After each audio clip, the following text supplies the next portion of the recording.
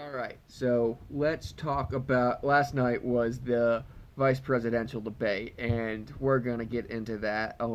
Before we do, like just long story short, Pence dominated. Like Kamala Harris is so bad at debating, but there's a few points I want to get into that just really stuck out. I mean, I like Pence looked amazing. Like he dominated, and I don't know if Pence is just like an average debate, if is actually as good as he looked, or just an average debate. Like he might just be an average debater, and Kamala Harris just sucks that bad at this. But like he won, like you won when the only thing, like the Republicans won when the only thing the mainstream media is talking about afterwards is they're accusing him of being a misogynist and mansplaining, and there's a fly on his head. But they're getting into zero substances of the debate. All right. First with the COVID, like he took a little, like I'm gonna like Pence took a little too long to get into the substance of the debate. He said thank you, like he did. He's a polite Christian. Like he was raised with this politeness and Christian, like his Christian, like grew up in a church because and he just gave his thank yous to everybody there that was hosting. Like the moderator, um, I forget her name, but gave thanks to her. Said thank you Kamala Harris for doing that. Just these basic like I would call them southern. I would describe them as southern pleasantries. I can't talk right now. Southern pleasantries, even though he's not from the South, but that's how we describe them. That you just have to say, thank you for doing this. Like, I appreciate all of you for doing this, sort of thing. He took a little too long getting into that, but and then the COVID part is where he probably did the worst, but he still had a great line in there that like that this is probably where he did his worst, but I still would think he did better. He did better than her because he had this line. Like when Kamala Harris was talking about everything that she would do, like the Biden Harris administration will do for COVID, is like ramped up testing, contact tracing, work on not pharmaceuticals, therapeutics, work on therapeutics, develop a vaccine, PPEs, and all this stuff.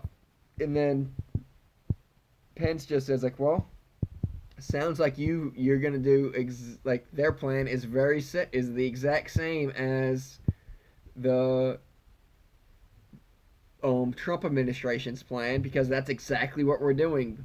And then this line was perfect that he does like, but I mean Joe Biden has a history of plagiarism. Like sounds like you just copied off of our sheet, which I mean Joe Biden does have a history of doing that because Joe Biden had to drop out in the 1980s from a presidential race because he got caught plagiarizing. So that was a great line by him. Like everything he said was true, and then that line at the end, just a shot at Joe Biden, was brilliant. And then this sort of thing happened throughout the whole debate. He'd catch Kamala Harris in a lie, call out the lie, and then she would just like have nothing to say. She's like, I'm talking. Excuse me, it's my time. Right then and there. Like she had that planned. She did not know when she was gonna say that, but she had that planned just to get the "I'm a woman, let me get some sympathy" card. But he did not treat her bad. He treated her like any person in a debate would treat anybody. Oh, you say something factually wrong, they're gonna just say, that's not true. Like just jump in there. That's how all presidential debates and vice presidential debates work. But she lied about the. She said that Donald Trump or Joe Biden will repeal the Joe Biden will repeal Donald Trump tax cuts his first day, and then Pence rightfully pointed out, it's like, so you're gonna raise taxes on all Americans? And she said, no, only for 400. That only for people who make more than 400,000. Then Pence, with actual facts, said, well, people who make like the Trump tax cuts gave the average American household of four, $2,000 in a tax break. So unless you're gonna just take away part of it, you're gonna have to give everybody, like, you're gonna raise taxes on everybody. And he like that's what he did the whole night. The part of the debate that made me laugh the hardest was when they were talking about the Supreme Court, and at some point, like, and Pence said, "I hope you guys don't treat Amy Coney Barrett like y'all treated, like you specifically treated Brett Kavanaugh or any other of our judges that we've nominated as for that, or even or treat her as bad as you did Kavanaugh, or treat her like you did some other ones and attack her Christian faith like you did some of the other nominees for being part of the Catholic Knights of Columbus." And then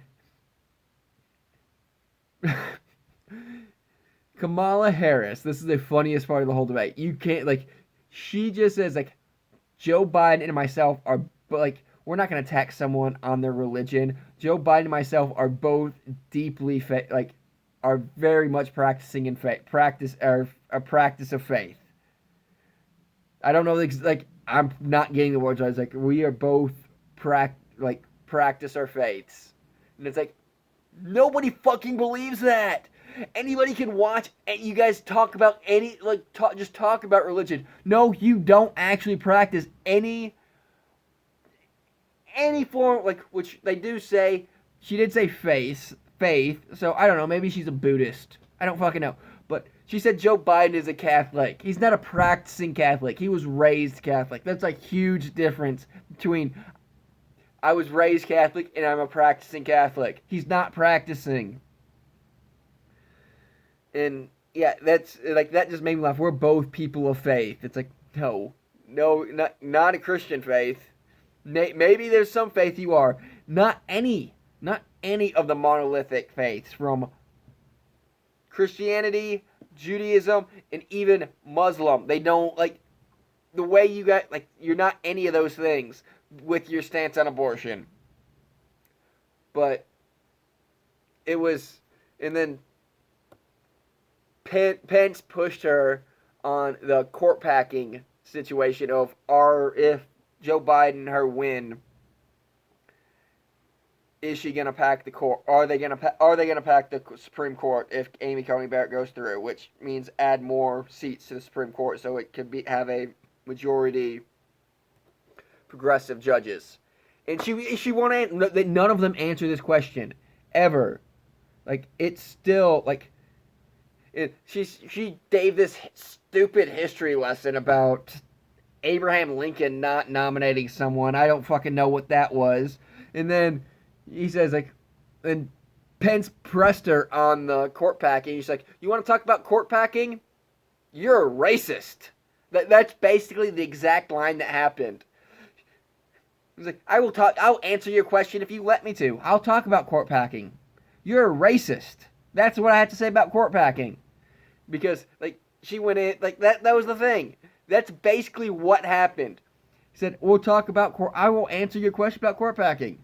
You haven't nominated any black judges. It's like, what the fuck is this? What is this? So, yeah, like, every on the economy, he beat it, he shut her down. He pressed her on the new Green New Deal thing that Joe Biden said is not part of his program, and then is on their website of what a major part of their campaign is. And she had no answer for any of it. She didn't have an answer for anything. And then one of my favorite moments is when they were talking about criminal justice reform and racism, and she started talking about her record as a prosecutor. She said, I've prosecuted all the blah blah blah blah, all this stuff. I've prosecuted pedophiles, all this other stuff. And then Pence pulled the Tulsi Gabbard. Didn't quite do it as well as Tulsi. It wasn't quite as the kill shot that Tulsi did, but it was the same thing. It's like, you're talking about your record in criminal justice, but you've kept people on hid evidence to keep people on death row. You've hid evidence, like, you locked up more black people for minor drug charges They went up when you're the DA of San Francisco. They went up when you were the Attorney General of California. Just the Tulsi Gabbard line of attack. And how the fuck did she not know? Like, this is how bad Kamala Harris is. How did she not know that fucking line of attack was coming towards her? Like, this is what blew up your presidential hopes in the primary. Is you don't think that the Pence and like the whole Trump administration saw that's like that's how we're going to attack her. We're going to do that same thing, and she still has no fucking answer. It's amazing. It's amazing how awful this woman is and how unlikable she is.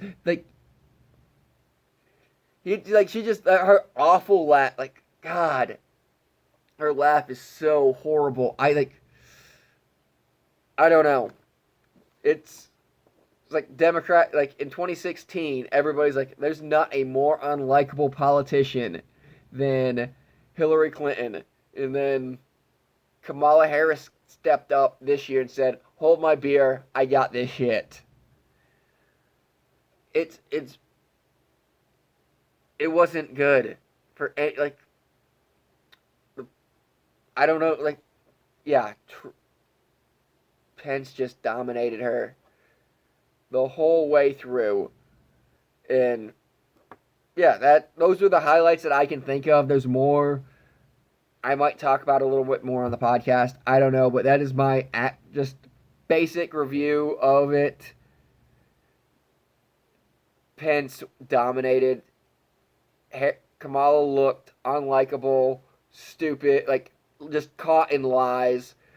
And I'm going to give another criticism of Pence right quick. He did talk, like, he talked over time too much. And